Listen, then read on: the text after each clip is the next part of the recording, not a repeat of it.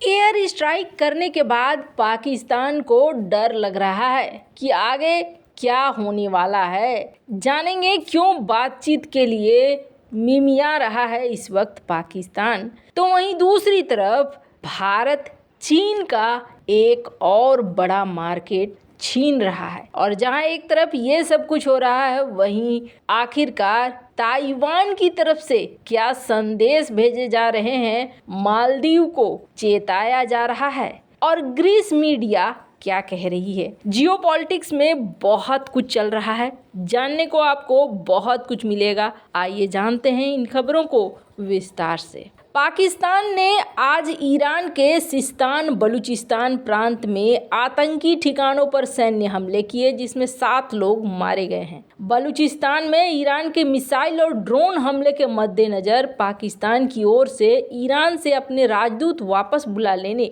और सभी पूर्व निर्धारित उच्च स्तरीय द्विपक्षीय यात्राओं को निलंबित करने के एक दिन बाद ये हमले किए गए हैं। अब पाकिस्तानी सेना ने इसे लेकर बयान जारी किया है, और पाकिस्तानी सेना ने कहा है कि हम आपसी मुद्दे को बातचीत से हल करना चाहते हैं, हम झगड़ा लड़ाई नहीं करना चाहते हैं। पाकिस्तानी सेना ने कहा कि 18 जनवरी की रात पाकिस्तान ने ईरान के अंदर आतंकियों के ठिकानों पर हमले किए हैं और कहीं भी हमले नहीं किए हैं। हमने इस बात को ध्यान रखा है कि कहीं कोई ज़्यादा नुकसान न हो, और आगे जो भी होगा वो हम बातचीत के जरिए हल करना चाह रहे हैं। आपको बता दें, पाकिस्तान अभी हाई अलर्ट पर है और उसे ऐसा लग रहा है कि अब घबराहट हो रही है, अब बदले में ईरान भी उधर से एक्शन ले सकता है। पहली बात तो ये पाकिस्तान की ओर से ये हमला दिखा रहा है कि उसने ये हमला दबाव में आकर किया है। पाकिस्तान नहीं चाहता है अब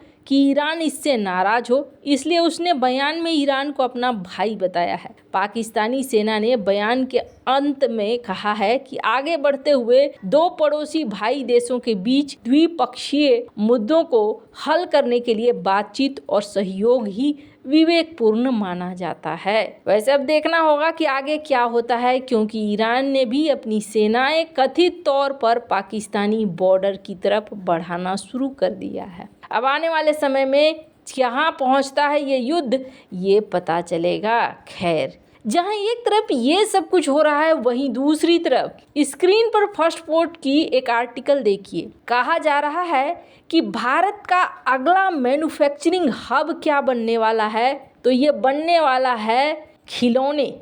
जो खिलौने कभी हम चाइना से मंगाते थे और हमारे मार्केट में चाइना के खिलौने भर जाते थे, उस मामले में भारत ने क्या तरक्की की है, इसका स्क्रीन पर आप रिकॉर्ड देखिए। भारत का खिलौनों का व्यापार 239% बढ़ा है पिछले 8 सालों में, और भारत ने 2022-2023 में $326 मिलियन का एक्सपोर्ट किया है, जबकि 2014-15 में मात्र $96 मिलियन का एक्सपोर्ट करा था, और ये भारत की एक सफलता की निशानी है। तो वहीं दूसरी तरफ चाइना से भी बहुत सारी कंपनियां अब निकल कर भाग कर भारत आना चाहती हैं। स्क्रीन पर एक आर्टिकल देखिए। वॉलमार्ट का एक्सपोर्ट टारगेट है $10 बिलियन, और इसमें जो खिलौने हैं, खिलौने एक बहुत बड़ी मांग रख रहे हैं, यानी भारतीय खिलौनों को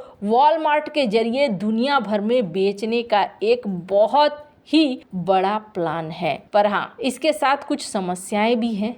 कुछ मैन्युफैक्चरर हैं जो पहले चाइना के ही आसपास रहते थे, जैसे कि हैसब्रो, वो अब भारत आना चाहते हैं, लेकिन भारत के साथ और भी चीज़ें वो कह भी रहे हैं कि वहाँ पर अब धीरे धीरे सब कुछ महंगा होता जा रहा है चाइना में, इसलिए चाइना में रहना हमारे लिए मुश्किल हो रहा है। हम चाह रहे हैं कि आपके देश में हम अपनी खिलौनों की कंपनियों को शिफ्ट करें, पर आपके देश में कुछ चीज़ें हमें चाहिए होंगी, जैसे कि तट के किनारे हो आपका जो मैन्युफैक्चरिंग हब हो। उससे क्या होगा आसानी, उससे आसानी ये होगा खिलौनों को शिपमेंट के जरिए बेचना आसान होगा। दूसरा, इनका मानना है कि जो मजदूरी हो वो कम हो, जिससे कि हम यहाँ पर शिफ्ट करें तो हमारे लिए प्रॉफिट बरकरार रहे। अगर मजदूरी कम नहीं होगा तो हमारे लिए प्रॉफिटेबल नहीं होगा, पर फिर भी चाइना से निकलना तो उन्हें होगा ही, ये तो लगभग तय माना जा रहा है। खैर, जहाँ एक तरफ ये सब कुछ हो रहा है, वहीं दूसरी तरफ मालदीव को लेकर ताइवान के एक जर्नलिस्ट ने चेताया है। और सबसे मज़ेदार बात क्या है, जो आर्टिकल छपा है वो आर्टिकल छपा है ग्रीक टाइम्स में।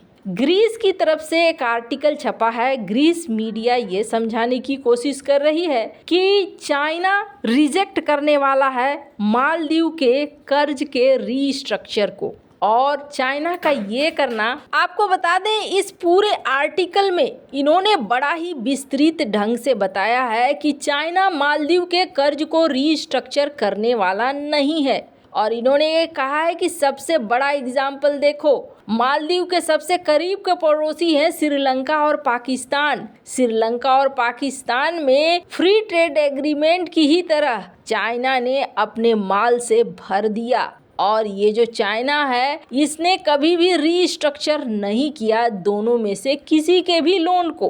BRI के तहत जो भी लोन सैंक्शन होते हैं उसके नियम कानून बहुत कॉन्फिडेंशियल होते हैं, और बाद में जब इन्हें रीस्ट्रक्चर करने की बात आती है तो वो संभव नहीं हो पाता है। इन्होंने कहा कि जाम्बिया अफ्रीका का वो देश है जिसे अपना बेसिक चीज, अपने हेल्थ सिस्टम, अपने एग्रीकल्चर, इसमें कटौती करनी पड़ी ताकि चाइना के लोन पूरे हो सके, और चाइना का लोन कभी पूरा नहीं होता है। इन्होंने एग्जाम्पल दिया कि श्रीलंका एक बहुत बड़ा एग्जाम्पल है जिसे बहुत सारा कर्जा मिला, लेकिन उस कर्ज से बने हुए प्रोजेक्ट का कोई फायदा नहीं मिला, और आखिरकार श्रीलंका के लोन को स्ट्रक्चर किया गया था मात्र छोटा पोर्शन $500 मिलियन, और $500 मिलियन को रीस्ट्रक्चर करने पर यह शर्त रखा गया था कि $300 मिलियन के तो आप हमसे वैक्सीन ही खरीद लेंगे।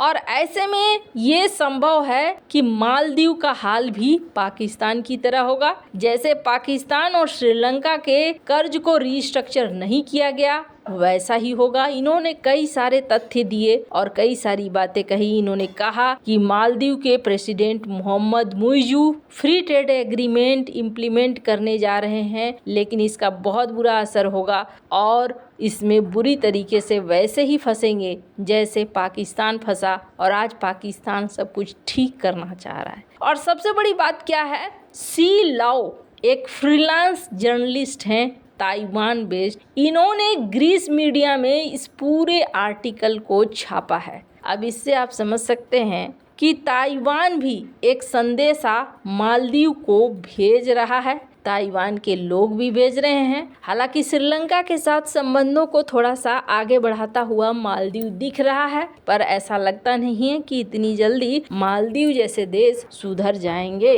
वैसे इन सब मामले में आपकी क्या राय है, कमेंट कर जरूर बताएं। जल्द मिलते हैं अगले वीडियो में नई खबर के साथ।